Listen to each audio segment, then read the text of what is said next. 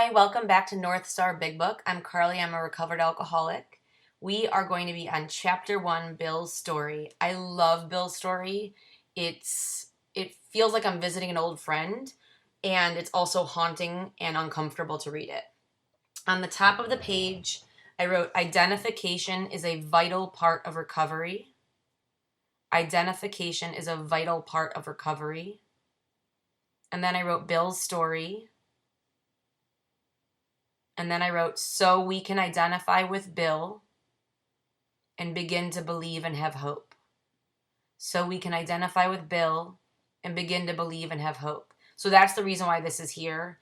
It's also to see the development of the mental obsession within Bill, the progressive disease.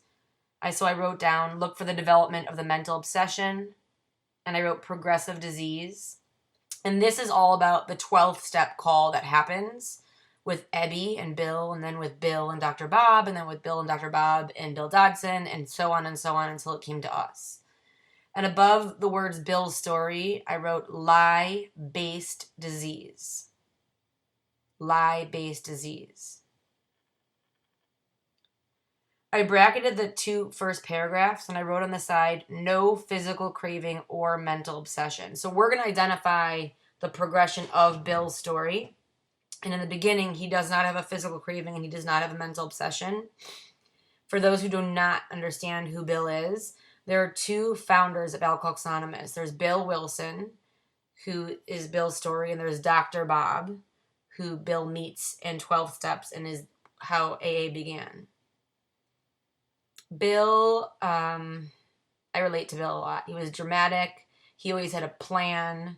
He was manipulative, a schemer, and he always thought he could outrun and outbeat his disease. It says, war fever ran high in the New England town to which we new young officers from Plattsburgh were assigned, and we were flattered when the first citizens took us to their homes, making us feel heroic. And I felt heroic in my beginning of my drinking. I felt like a superhero. Here was love, applause, war, moments sublime, which I had, with intervals hilarious, which I also had. I underlined, I was part of life at last, and in the midst of this excitement, I discovered liquor, which is exactly what happened to me. I wrote on the side, alcohol did for him. So at this point in his life, in his drinking, alcohol is exciting. He's part of because of alcohol, and he's having a great time, and all he can think of is what it does for him. I put a check next to this because I related to it. I forgot the strong warnings and the prejudices of my people concerning drink. So clearly, alcoholism ran in Bill's family as it does in mine. I say that alcoholism doesn't run in my family. It's riddled with alcoholism. We can just follow it up all the way through.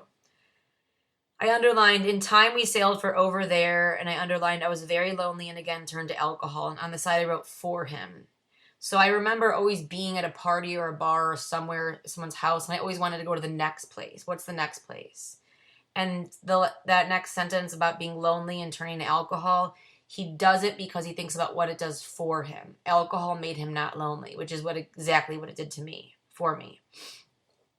We landed in England. I visited Winchester Cathedral. Much moved, I wandered outside. My attention was caught by a doggerel on an old tombstone.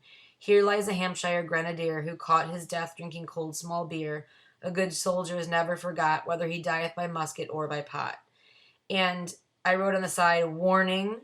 So this is a warning about someone who died of alcoholism. And he stops and thinks about it just enough that he includes it in his story. But I wrote no application. I had many warnings. You could freeze them and be like, look at this moment that's happening right now. This is huge foreshadowing, but I never wanted to do anything about them. I underlined ominous warning, which I failed to heed. The next paragraph I wrote 1918 next to it, just so we can get an idea of time. 22 and a veteran of foreign wars, I went home at last. I fancied myself a leader, for had not the men of my battery given me a special token of appreciation, which I'm sure everybody got. I underlined the rest of the paragraph. My talent for leadership, I imagined, would place me at the head of vast enterprises which I would manage with the utmost assurance. So he dreams big. His ego is huge. I was the opposite. I would dream about my funeral and how everyone would be so sorry about the way that they treated me. The next page, on page 2, says, I took a night law course and obtained employment as investigator for a surety company. The drive for success was on. So I start to identify with this because I wanted to be successful. I underlined, I'd prove to the world I was important. It wasn't to myself. I didn't need inner approval because I didn't even know what that was. I needed outward approval. And so did Bill. My work took me about Wall Street, and little by little, I became interested in the market. Many people lost money, but some became very rich. I underlined, why not I? So this is what he thinks. Why shouldn't I become rich? I studied economics and business as well as law. Potential alcoholic that I was, I underlined, I nearly failed my law course. I underlined, at one of the finals, I was too drunk to think or write. And then I underlined, though my drinking was not yet continuous, it disturbed my wife. I wrote on the side, couldn't finish what I started. I was a really great starter and a really poor finisher. I had big ideas and I was super excited and I would get people involved and then I would back out. And at this point, he's not disturbed by his drinking, but the closest person to him, his wife, is, and he's aware of it. So he's starting to have consequences. and I wrote on the side, next to the rest of the paragraph, progression. We had long talks when I would still her forebodings by telling her that men of genius conceive their best projects when drunk, that the most majestic constructions of philosophic thought were so derived.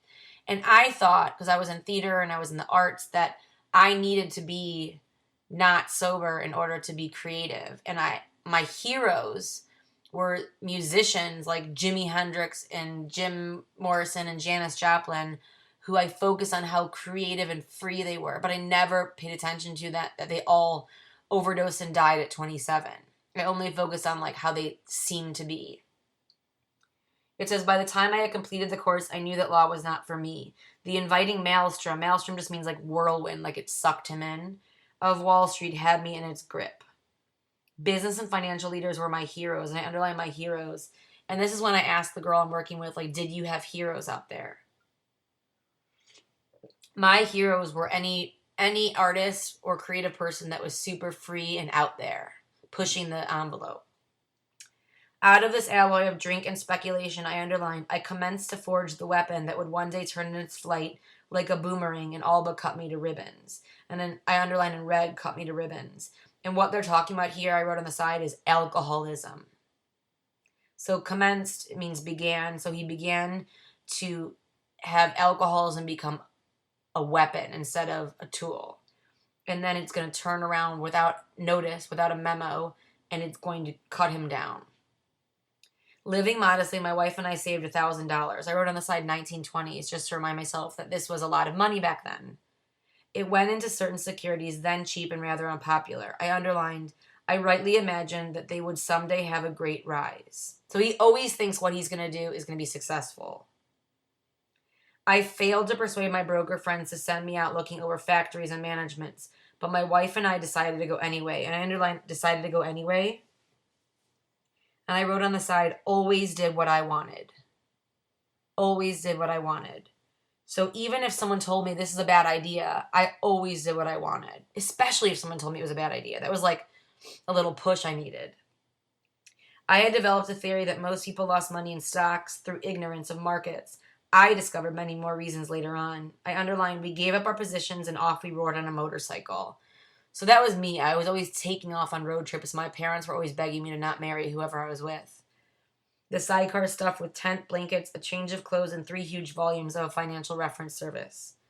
I underlined the next sentence. Our friends thought a lunacy commission should be appointed. And that was my reality. My friends thought I was crazy, which was hard because I chose to put myself around people who partied hard. So when the people that partied hard in my eyes were thinking that were judging me, that was when it was uncomfortable and I had to take off.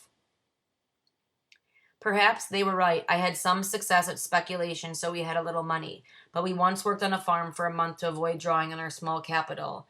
And I underlined, that was the last honest manual labor on my part for many a day. And then it reminds me of when my last honest, money that I brought in was. And the truth is, my parents sent me money for rent and food. in school, and that was the only reason why I wasn't homeless. And I stole food from the grocery store because I didn't have any money.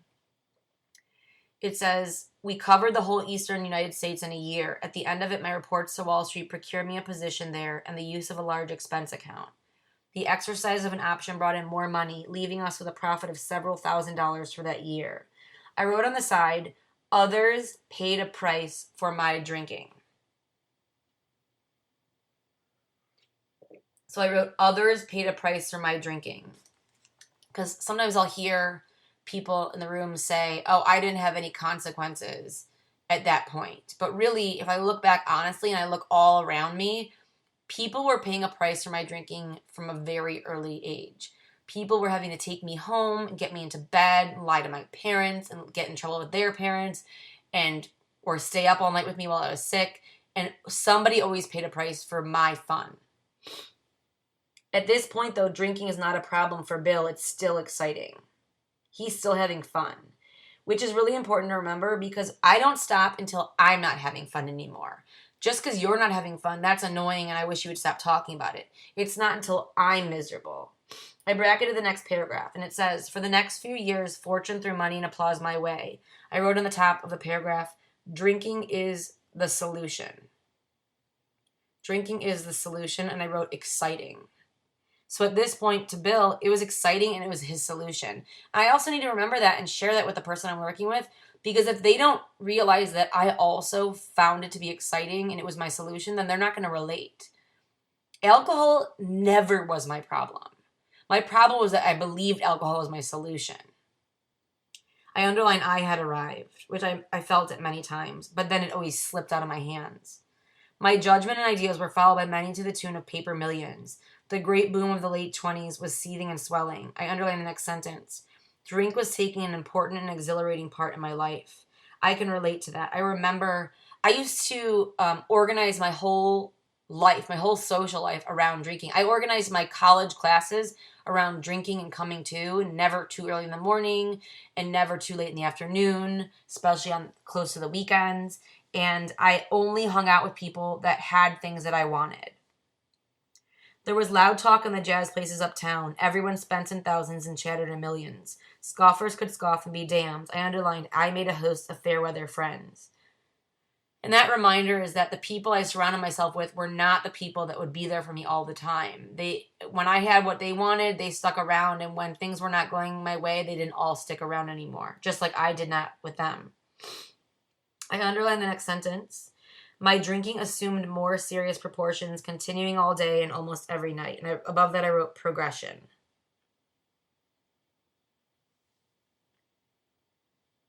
It says the remonstrances, which means protests. So the protests of my friends terminated in a row. So his friends were saying, I don't want to be around you anymore. You're crazy. I underlined in red, and I became a lone wolf. And I really related to that. I put myself in the position where nobody wanted to be around me anymore. And I didn't want to be around anyone because I was paranoid. I wrote on the side, begins to operate on his own. The loneliness in that apartment. I underlined, this was the first sentence in the big book when I ever picked it up in the beginning that I could relate to. It said, there were many unhappy scenes in our sumptuous apartment. It says, there had been no real infidelity for loyalty to my wife, helped at times by extreme drunkenness, kept me out of those scrapes. In 1929, I contracted Gulf fever. I underlined, we went at once to the country, and above that I wrote geographic cure, which is something that is talked about in the rooms, that we went to different places and changed different locations and jobs and friends to try to make ourselves better. So he wasn't doing well, so he and his wife decided to go to the country. And the person that they're going to talk about, Walter Hagen, I wrote on the side, Tiger Woods. And that is equivalent to Tiger Woods of the day, which by this point, people don't even know who I'm talking about anymore. But I just dated myself. So Walter Hagen was like Tiger Woods. He was like a golf superstar. Bill Wilson thinks he's going to take his drunk, skinny butt to the country and overtake Walter Hagen. It says, my wife to applaud while I started to overtake Walter Hagen. Liquor caught up with me much faster than I came up behind Walter. I underlined, I began to be jittery in the morning. And above that, I wrote progression, and then I wrote physical. So now he's having the physical progression, the allergy. His body physically needs alcohol. It says golf permitted drinking. I'm on 4 every day and every night. On the top of 4, I wrote, did you set up your life to permit your drinking? Did you set up your life to permit your drinking? So I did not hang out with like religious people that wanted to meditate. I hung out with people who were going to party, and they were going to party hard, and nobody was going to judge me about how I was doing things, because I wanted to be around places where I could be dressed up and covered in glitter, and it was totally normal. It says, it was fun to Cromer on the exclusive course which had inspired such awe in me as a lad. I acquired the impeccable coat of tan one sees upon the well-to-do. The local banker watched me whirl fat checks in and out of his till with, I underline, amused skepticism. So everyone at this point knows that Bill's a mess. Abruptly, in October 1929, hell broke loose on the New York Stock Exchange. After one of those days of inferno, I wobbled from a hotel bar to a brokerage office. It was 8 o'clock. 5 hours after the market closed. The ticker still clattered. I was staring at an inch of the tape which bore the inscription XYZ32. It had been 52 that morning. I was finished, and so were many friends. The papers reported men jumping to death from the towers of high finance. You notice that they capitalize high finance, and whenever they talk about a higher power in this book, they capitalize it. So to the men who kill themselves during the Great Depression, during the stock market collapse, they kill themselves over money. And what Bill says in this sentence is, that disgusted me. I would not jump. So he's judging them for killing themselves over the money. And then this is what he does instead. I went back to the bar. So he's judging as he goes back to the bar to drink himself to death. My friends had dropped several million since 10 o'clock. I underlined, so what? So what was basically how I lived. I was so self-centered. If you were talking to me about something that did not directly affect me, I would interrupt you and ask you if this had anything to do with me. And if it didn't, I didn't want to hear about it. If you told me your grandma died, I'd be like, okay, but we're going to go get drunk tonight. Like, I'd be like, oh, I'm sorry. Like, okay, let's go. I underline the next 2 sentences. Tomorrow was another day. As I drank, the old fierce determination to win came back. So alcohol gave him what he needed, that courage. Next morning, I telephoned a friend in Montreal. He had plenty of money left, and I underlined, and I thought I had better go to Canada. So here's another geographic here. By the following spring, we were living in our accustomed style. I felt like Napoleon returning from Elba. No St. Helena for me. But drinking caught up with me again, and my generous friend, I underlined, had to let me go. And under had to let me go, I wrote progression. Because he behaved in a way where his friend, who was generous, had to have him leave. So that's the progression of the disease. This time we stayed broke. I underlined, we went to live with my wife's parents. Remember, this is in 1929. And that was a big ego buster for a man at this point. I found a job and lost it as the result of a brawl with a taxi driver. Mercifully, no one could guess that I was to have no real employment for 5 years, and I underlined, or hardly draw a sober breath, which is a reminder for me that I hardly drew a sober breath at my end. I underlined the next sentence. My wife began to work in a department store, coming home exhausted to find me drunk. And on the top of 5, I wrote the progression of alcoholism. So he's unemployable and his wife now has to work. I became an unwelcome hanger-on at brokerage places. Next to that, I wrote, abnormal life becomes normal. Abnormal life becomes normal. So one of the things I always think about with this is, I was always in relationships. I was a boyfriend person. I was as much addicted to guys as I was to what I was doing and putting in my body. That's where I found my security. When I graduated high school, I wouldn't dream of being in a relationship with a guy where we were allowed to be with other people, because I was so jealous and insecure. And by my end, because I didn't want to be alone, I lived with a guy where we had an open relationship and we would both sleep out with other people and not come home randomly at night and also be together. And my standards were so low that I could barely look at myself in the mirror. But my abnormal life became normal. I underlined, liquor ceased to be a luxury. It became a necessity. Again, I wrote progression. So it's no longer for fun. It's now necessary. I wrote on the side, drinking for an entirely different reason. Drinking for an entirely different reason. And I wrote, to live. So he's not drinking for fun anymore. He's now drinking to live. Bathtub gin, 2 bottles a day, and often 3 got to be routine. I underline the word routine. Like, what was your routine? I thought I was so free and open, but really, if you looked at the way I was living, it was exhausting, like a rat on a wheel. Sometimes a small deal would net a few $100s, and I would pay my bills at the bars and delicatessens. I underlined the rest of the paragraph. This went on endlessly, and I love that word endlessly because that's what it was like.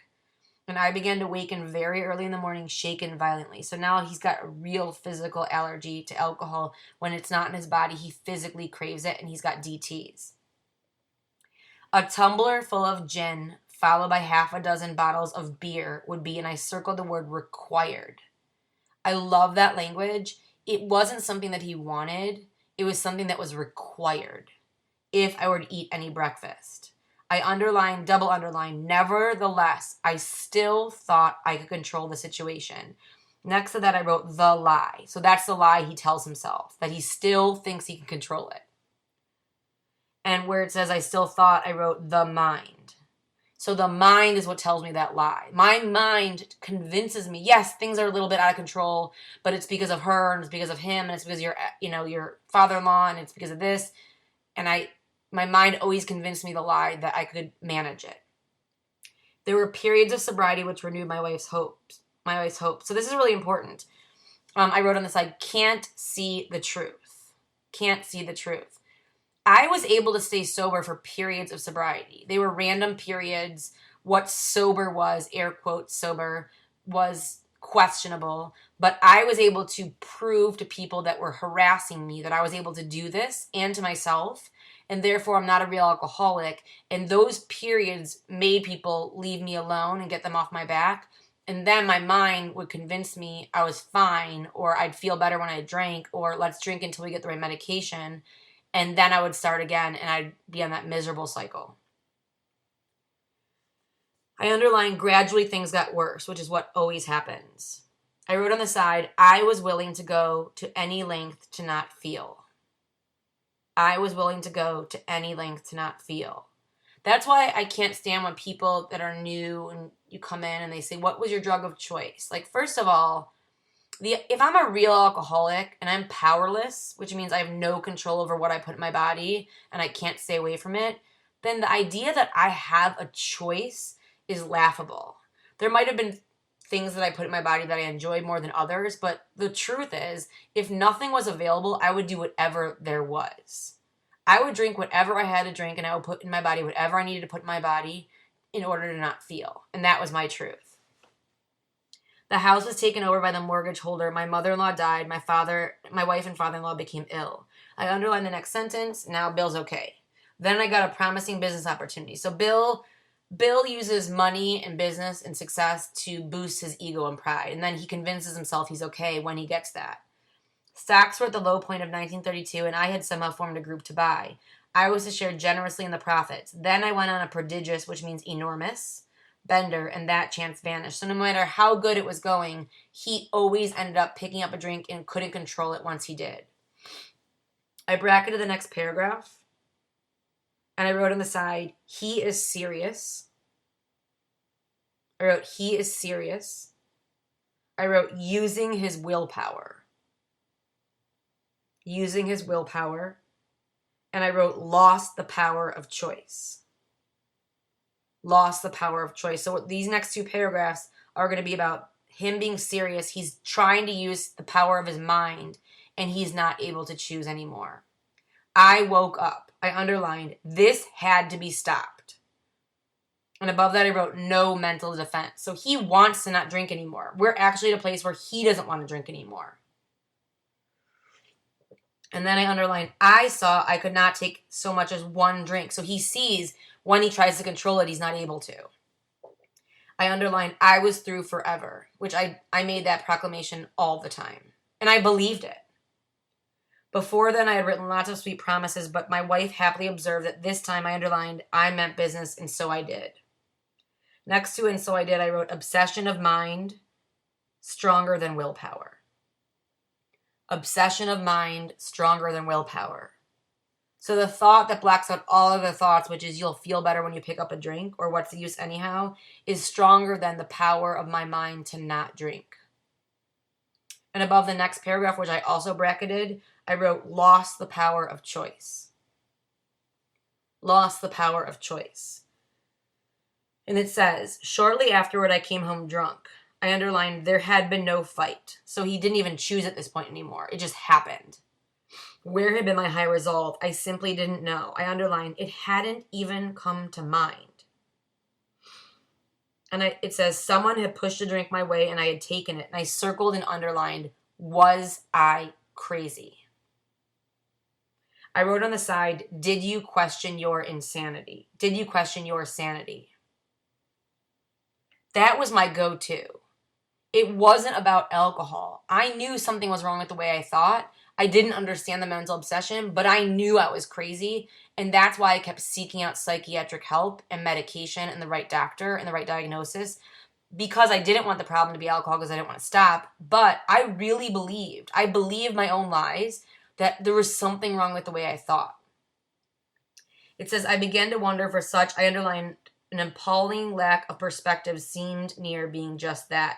So that last part of the sentence, an appalling lack of perspective seemed near being just that, is about being insane. Not being able to see the whole picture. Only seeing what happened to me, not seeing the choices I made to make it happen. I underlined, renewing my resolve, I tried again. And I circled the word I, and underneath that I wrote powerless. So he didn't get help. He didn't go to a higher power. He just kept putting his will there. Page 6 says, some time passed and confidence began to be replaced by cocksureness. On the top of the page, I wrote, Bill has no mental defense.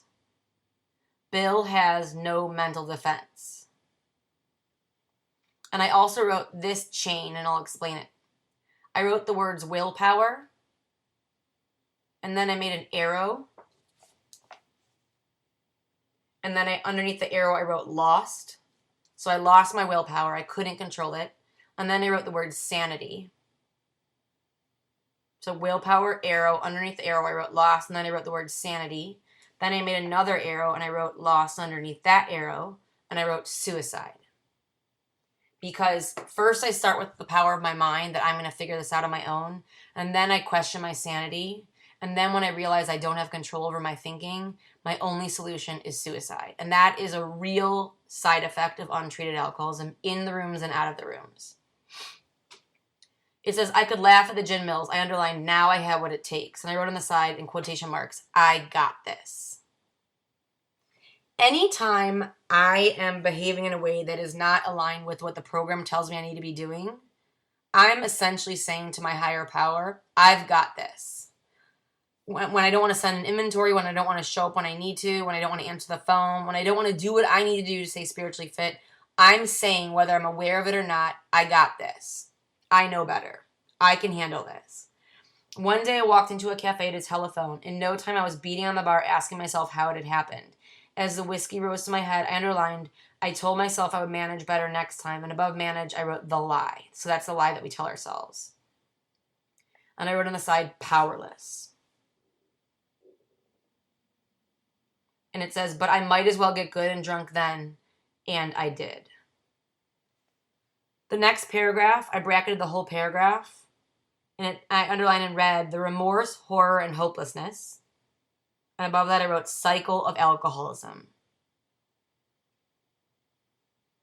The remorse, horror, and hopelessness of the next morning are unforgettable. The courage to do battle was not there. I underlined in red, my brain raced uncontrollably, and I had a terrible sense of impending calamity. Above that, I wrote mental obsession. And I wrote how I felt at the end. Just to remember, there wasn't fun anymore. I felt like I couldn't breathe and that I was crazy and I needed to do something to stop myself because I couldn't stop moving so fast. I hardly dared cross the street lest I collapse and be run down by an early morning truck, for it was scarcely daylight. An all-night place supplied me with a dozen glasses of ale. I underlined in red, my writhing nerves. It says, were stilled at last, and I wrote on the side, the gift of desperation. A morning paper told me the market had gone to hell again. Well, so had I. The market would recover, but I wouldn't. That was a hard thought. I underlined in red, here's his next thought. Should I kill myself? So he just judged his friends for killing themselves, after the stock market crashes, and now he's thinking that he should kill himself because he can't control anything. And he says, no, not now. Then a mental fog settled down. I underline, gin would fix that. I wrote underneath, gin would fix that. Alcohol is his only solution. It says, so 2 bottles and oblivion. So it says alcohol is his only solution. And I wrote, drinking for total oblivion, which is what I wanted at the end. We're going to stop right there. Next week, we'll pick up on page 6. I hope you have an awesome week. It's totally your choice. Thank you so much for being with me. Take care.